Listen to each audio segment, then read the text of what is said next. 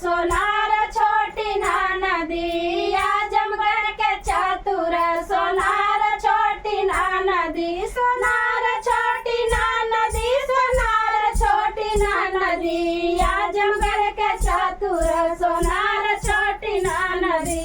नथिया गढ़ दे सोनाराया पतिया जिन लगाए रे नथिया गढ़ दे सोनाराया पतिया जिन लगाए रे नथिया भैले अपना सोनारवा भैले सपना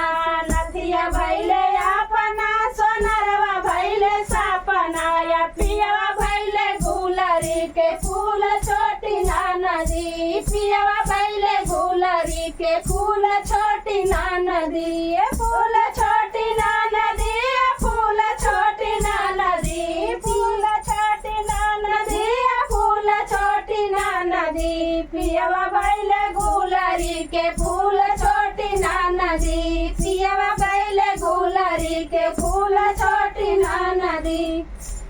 आजमगढ़ के चतुर सोनार छोटी ना नदी आजमगढ़ के चतुर सोनार छोटी ना नदी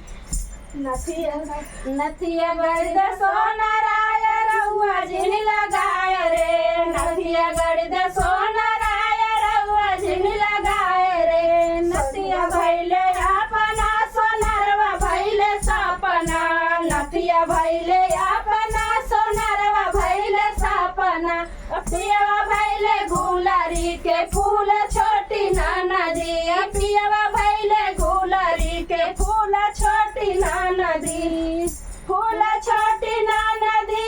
फूल छोटी ना नदी पियवा भैले गुलरी के फूल छोटी ना नदी